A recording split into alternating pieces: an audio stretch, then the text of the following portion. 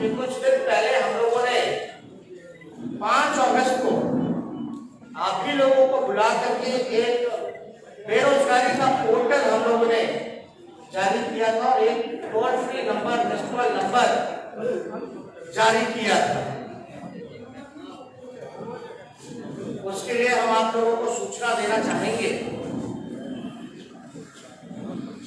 जो बेरोजगारी पोर्टल है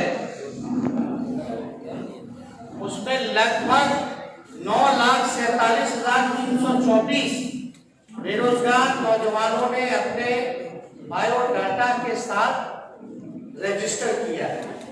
मैं फिर से आंकड़ा दोहरा दूं, जो वेब पोर्टल था बेरोजगारी हटाओ पोर्टल, उसमें बेरोजगार नौजवानों ने लगभग 9,47,324 की संख्या में रजिस्टर किया है।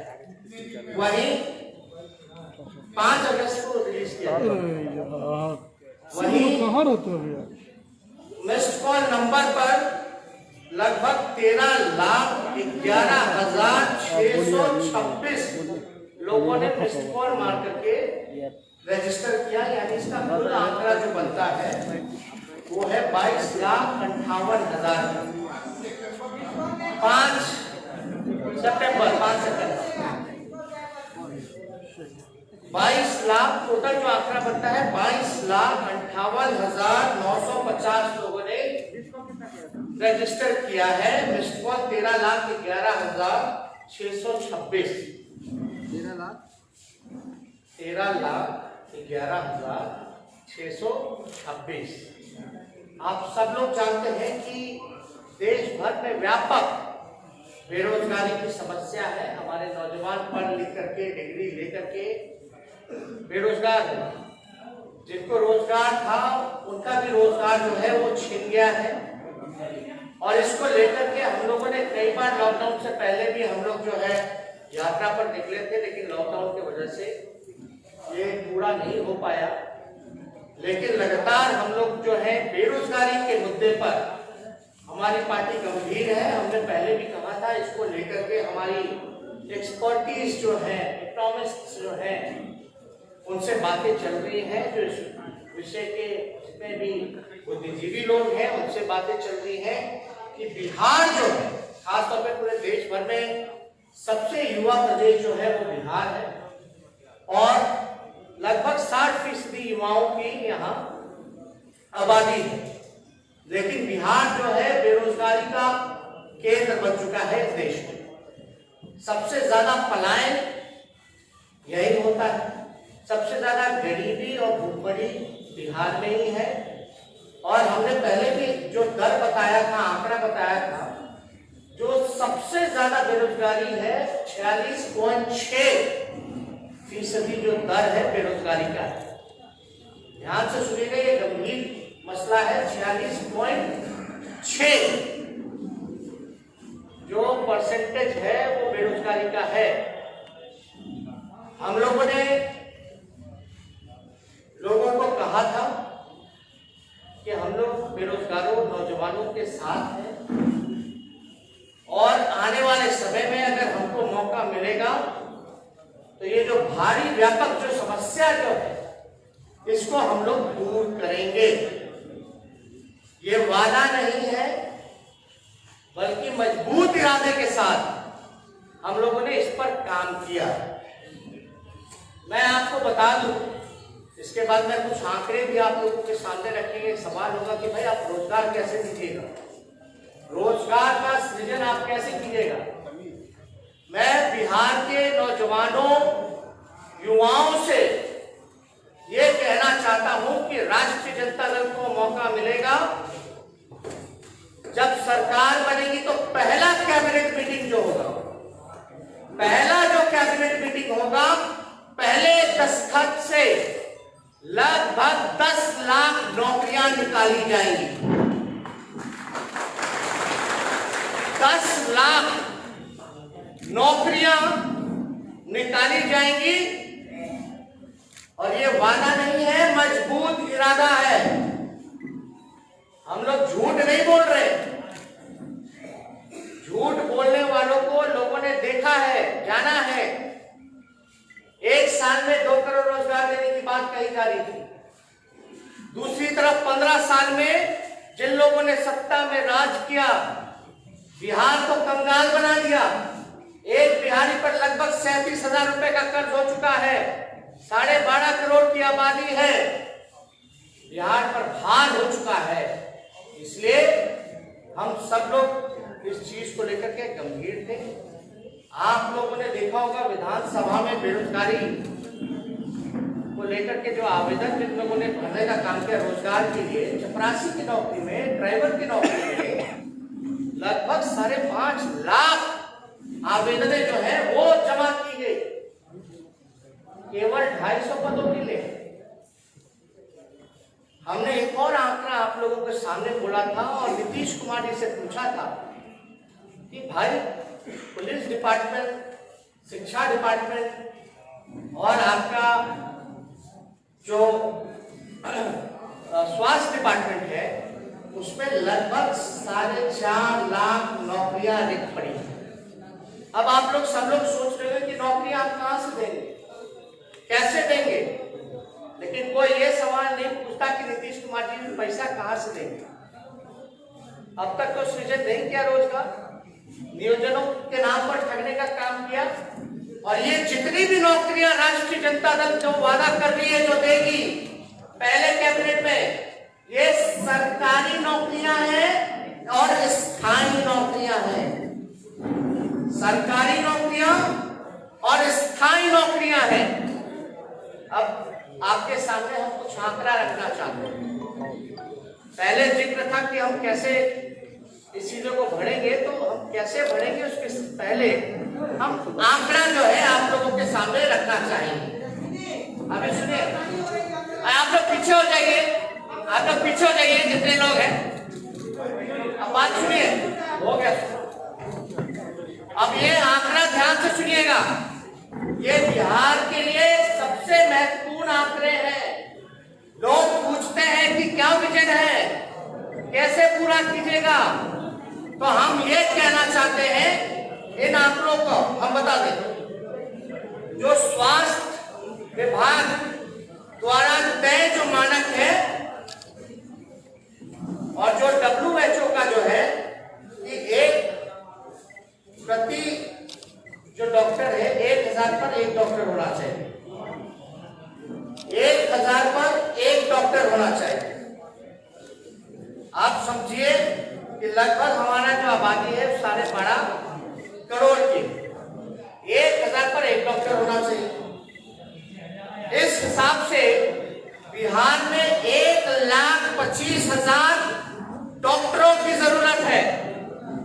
आप ध्यान से सुनिएगा, 1,25,000 डॉक्टरों की जरूरत है। उसी अनुपात में सपोर्ट स्टाफ यानी नर्स, लैब टेक्नीशियन, फार्मासिस्ट की जरूरत पड़ेगी। स्वास्थ्य विभाग में लगभग 2.5 लाख लोगों की जरूरत है, यानी स्वास्थ्य महकमे में लगभग 2.5 लाख लोगों की जरूरत है। जहां तक पुलिस की बात करें, पुलिस कर्मियों की बात करें, पुलिस डिपार्टमेंट की बात करें, तो 50,000 पुलिस कर्मियों का पद जो है वो रिक्त पड़ा है। 50,000 पुलिस कर्मियों का पद जो है वो रिक्त पड़ा है। अगर यह तब है जब बिहार में पुलिस बल्कि पुलिस पब्लिक का अनुपात न्यूनतम स्तर पर पहुंचा हुआ है, यानी सबसे न्यूनतम स्तर पर है पब्लिक और जो पुलिस का जो रेशियो है, तब ये 50,000 की नौकरियां जो है वो रिक्त पड़ी हुई है। अगर आप देखिएगा यहाँ प्रति 1 लाख आबादी के हिसाब से 77,000 प्रति लाख पर 77 पुलिस कर्मी, यानी 1 लाख आबादी में केवल 77 पुलिस कर्मियां ही सिर्फ हैं। 1 लाख पर 77 पुलिस कर्मी है। अगर मणिपुर छोटे राज्य की अगर हम बात करें, छोटे से राज्य की बात करें मणिपुर की, तो वहां 1 लाख पर 1,000 से भी ज्यादा पुलिस कर्मी कर्मी मौजूद है। सोच लीजिए मणिपुर जैसा प्रदेश जो है, वहां 1 लाख की आबादी में 1000 से ज्यादा पुलिस कर्मी है, जहां हमारा बिहार 1 लाख पर 77 ही केवल जो है पुलिस कर्मी है। यानी राष्ट्रीय औसत से अगर हम लोग लेकर के चले तो लगभग दुगुना 144 प्रति 1 लाख आबादी है। यानी राष्ट्रीय औसत जो है 144 का है। यानी बिहार इतना पीछे है कि लगभग डबल है राष्ट्रीय औसत, तो हम इतने फिसड्डी हैं। ये सारे पद सबसे इंपॉर्टेंट है जो खाली है और कुछ पदे हैं जिसकी आवश्यकता है मानकों के हिसाब से। तो टोटल पुलिस का, बिहार पुलिस का जो स्ट्रेंथ है वो 1,26,000 ही है।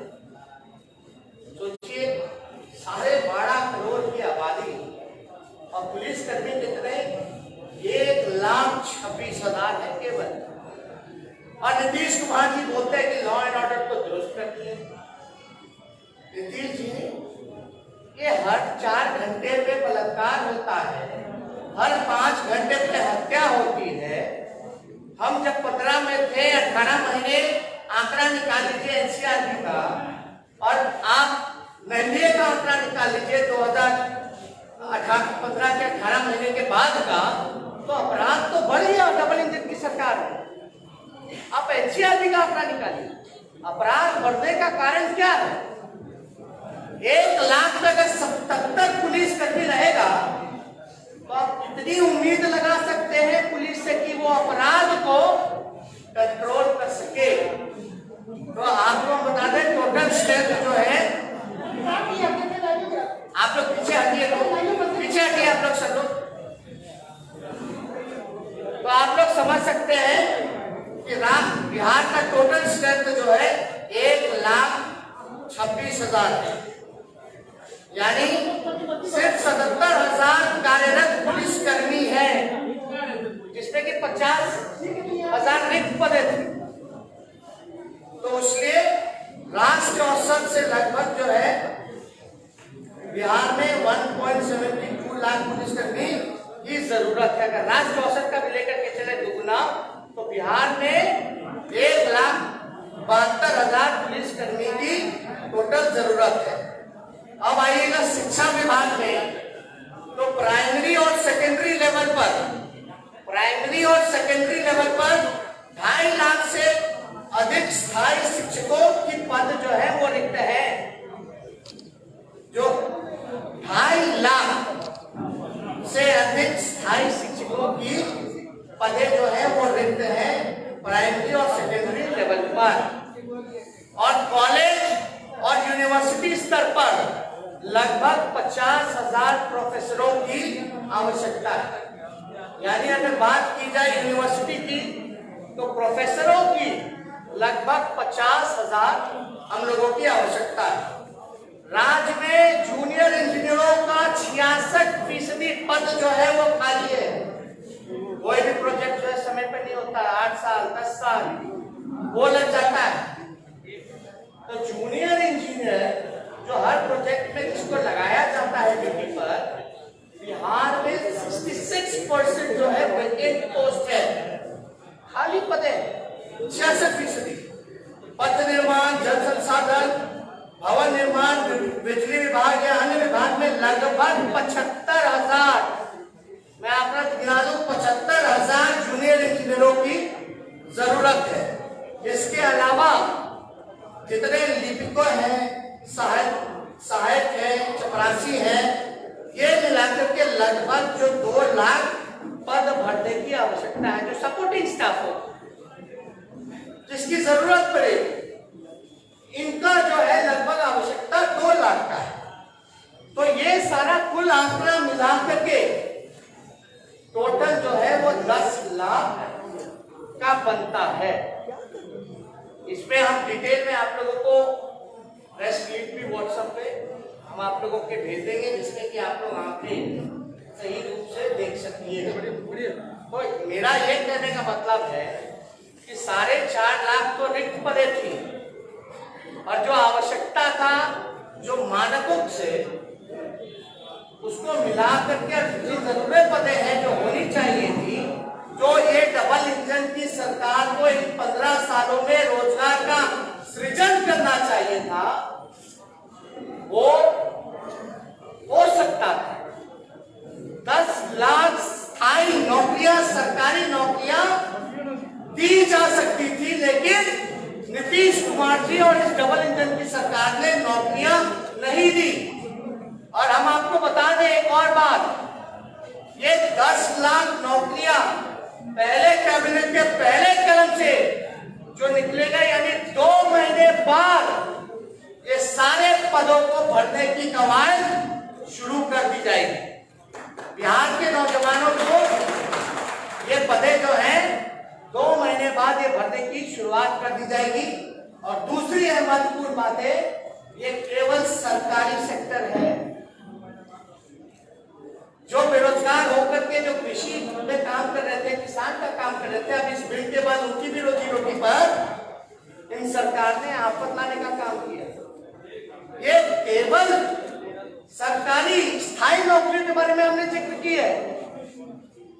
इसके अलावा भी जब कारखाने लगेंगे, इन्वेस्टमेंट आएगा, IT पार्क लगेगा, फूड प्रोसेसिंग यूनिट लगेगा, टूरिज्म में व्यापक सुधार होगा, पर्यटक आएंगे, रोजगार के अवसर, बिजनेस के अवसर, वो व्यापक रूप से रोजगार जो है सृजन का एक बड़ा माध्यम होगा। खेल कूद जगत सारी चीजों को अगर देखेंगे, और जितना अनऑर्गेनाइज सेक्टर है जो सरकार की गलत नीतियों के कारण उसको तबाह कर दिया गया, उन सारे चीजों का जल्दी ही हम आप लोगों के सामने ब्लूप्रिंट, विजन कि उन अनऑर्गेनाइज सेक्टर में हम कैसे काम करेंगे, वहां हम रोजगार कैसे उपलब्ध करेंगे। तो आप समझ सकते हैं कि अगर हम लोगों को मौका मिलेगा तो हमारी पहली प्रायोरिटी होगी कि बेरोजगारों को हम लोग स्थायी नौकरी, रोजगार देने का काम करें, जो कि डूएबल था, किया जा सकता था। अब सवाल पूछे कि 15 साल राज करने वाले लोगों ने बिहार को बेरोजगारी का केंद्र क्यों बनाया? क्यों इतनी लाखों पद और इतनी पदों की आवश्यकता पड़ रही है? चाहे इंजीनियर्स हो, डॉक्टर्स हो, टीचर्स हो, प्रोफेसर हो, उनके सपोर्टिंग स्टाफ हो, नर्सेस हो, प्यून हो, चपरासी हो, हर जगह जो है व्यापक। और यहाँ BPSC का तो हाल आप लोगों ने देखा ही। कोई भी प्रक्रिया जो है 4 साल 5 साल में भी पूरी नहीं की जा सकती। परीक्षा का जो है वो रिजल्ट नहीं आ पाता है, और जब आता है तो उसमें भी धांधली की जाती है। तो ये सारे विषयों पे हमारी सरकार जो है वो ध्यान देने का काम करेगी। जनता ने मूड बनाया है कि जितने लोगों ने इनको ठगने का काम किया है, इस बार बिहार की जनता, खासतौर पर नौजवान, ठगाएगा नहीं। और राष्ट्रीय जनता दल सभी जाति के लोगों को, सभी वर्ग के लोगों को, सभी धर्म के लोगों को इकट्ठे लेकर के चलने का काम करेगा। इसलिए हम समझे कि ये बातें आप लोगों के सामने आनी चाहिए। अब जवाब दे नीतीश कुमार, इन 15 सालों में आपने नौजवानों को बेरोजगार क्यों रखा? आपने उन नौजवानों को वो अधिकार क्यों नहीं दिया? आपने नौकरी के बदलाए लाठी क्यों मारा? ये नीतीश कुमार जी को जवाब देना पड़ेगा। और व्यापक स्तर से जो है पूरे बिहार में लगभग 60 घोटाले हुए हैं, जिसका अरबों करोड़ों रुपया लूटा गया है, लेकिन वो पैसा रिकवर क्यों नहीं किया गया? लोग काले धन की बात करते थे लाने की, लेकिन बिहार में सृजन घोटाला जैसा इतना घोटाले हुए, धान घोटाला हुआ, बीएड घोटाला हुआ, 7 निश्चय घोटाला हुआ, जनरल घोटाला हुआ, हर जगह आप देखिएगा तो घोटाले ही घोटाले आप लोगों के सामने नजर आते हैं। किसका पैसा कहाँ गया, किससे पूछेगा सवाल हम किससे पूछे? हम तो नीतीश जी से पूछेंगे, वही मुखिया है, 15 साल से है कि बिहार का लाखों अरबों करोड़ों रुपया कहाँ गया, उसके रिकवरी के लिए आपने कोई गंभीरता नहीं दिखाई, कोई चिंता नहीं दिखाई। वो पैसा ना आपका था ना मेरा था, वो बिहार की 12.5 करोड़ बिहार की जनता का पैसा था, जिसको लूट मार करके आप लोगों ने बर्बाद कर देने का काम किया, खजाना की चोरी करवाने का काम किया गया, एस्टिमेट घोटाला। तो इसलिए अगर आप लोगों के पास कुछ बेरोजगारी या इस विषय पे अगर कोई सवाल होगा तो आप लोग चाहेंगे कि इसका जवाब आप लोग नीतीश कुमार के एक डिसीजन पर आपसे क्लैरिटी चाहेंगे। पिछले 2 सालों में आपको लेकर विवाद हो रहा है कि बिहार में शराबबंदी है, उसको लेकर के गवर्नमेंट को मॉनेटरी लॉस बहुत हो रहा है। हमने पहले स्पष्ट बोल दिया, बेरोजगारी पे सवाल है तो पूछिएगा, ये सारी चीजें मैनिफेस्टो पे हम लोगों का काम चल रहा है। जल्दी विजन जो है आप लोगों के सामने रखेंगे, लेकिन ये जरूरी था। हम आपको बता दें लगभग 22 आपको बताया जाएगा ना, भाग नहीं था अभी यही हम भी यही विषय भैया बेरोजगारी पे बात कीजिएगा तो आपके भी नाती रिश्तेदार होंगे, उनको भी रोजगार मिलेगा, सब लोगों के हैं, सब लोग को ये तो समझिए कि 22 लाख लोगों ने रजिस्टर किया है इन चंद दिनों में। 5 सितंबर से लेकर के अब तक में 22 लाख नौजवानों ने बेरोजगारी को लेकर के खुद जो है उन लोगों ने बायोडाटा रजिस्टर किया है, डाला गया है। आप समझ सकते हैं कितनी बड़ी ये समस्या है। बिहार को इन लोगों ने बीमार कर दिया। और नीतीश कुमार जी से भूखमरी पे बात की जाए, पलायन पे बात की जाए, गरीबी पे बात की जाए, बेरोजगारी पे बात की जाए तो कोई जवाब नहीं देते। ये बड़ा आश्चर्य लगता है। हम लोगों को गाली देना है, स्वागत आप दे सकते हैं, दिलवा सकते हैं, लेकिन आप बिहार के मजदूरों का जब आप अपमानित करते हो, पैर में छाले लगवाते हो, उनको चोर अपराधी कहते हो, तो ये बर्दाश्त बात है। सुप्रीम कोर्ट के ऑर्डर के बाद भी बिहार में उन मजदूरों को रोजगार नहीं दिया गया। याद कीजिएगा, वही मजदूर जो बाहर से आए, अपने ही बिहार के लोग थे जो रोजी रोटी में कमाने बाहर गए थे, उनको रोजगार सुप्रीम कोर्ट ने बोला था बिहार सरकार को देने का, लेकिन एक भी रोजगार उन लोगों को नहीं दिया गया। ये जो रोजगार की बात कर रहे हैं, 2015 में बेरोजगारी की याद नहीं थी, नौजवानों की याद नहीं थी कि आप देने को। और दूसरा सवाल, जब आप सवाल कर रहे हैं तो नीतीश कुमार व्यक्तिगत हमला करते हैं आपको। बात सुनिए, पहला सवाल 2015 की बात है। हम सरकार में थे, याद होगा, डिप्टी सीएम थे, हालांकि जनादेश की चोरी हो गई, नीतीश जी तो भागे। लोग सुनते थे कि विधायक की चोरी होती है, विधायक खरीदे जाते हैं, लेकिन मुख्यमंत्री की चोरी हो गई, मुख्यमंत्री बिक गए। ये पहला ऐसा राज्य होगा। दूसरी पहली बात हम बोलते 2015 में हम लोगों ने डोमिसाइल कानून की बात की थी। डोमिसाइल कानून की बात हम लोगों ने की थी। बगल का राज्य जो है की थी कि नहीं की थी?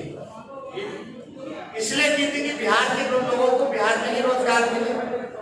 तो डोमिसाइल कानून दूसरे राज्य जो है, महाराष्ट्र हो, झारखंड हो, मध्य प्रदेश हो, मध्य प्रदेश में तो 100% डोमिसाइल कानून जो है वो लागू कर दिया गया।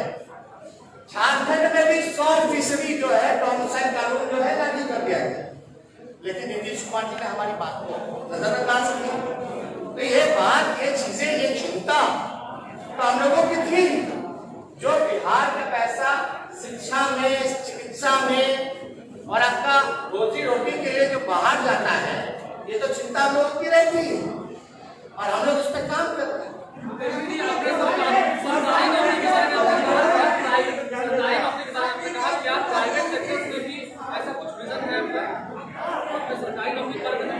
हमने तो ये बोला, ये जितनी 10 लाख नौकरियां हम देंगे वो स्थायी नौकरियां होंगी, वो केवल सरकारी नौकरियों के बारे में है।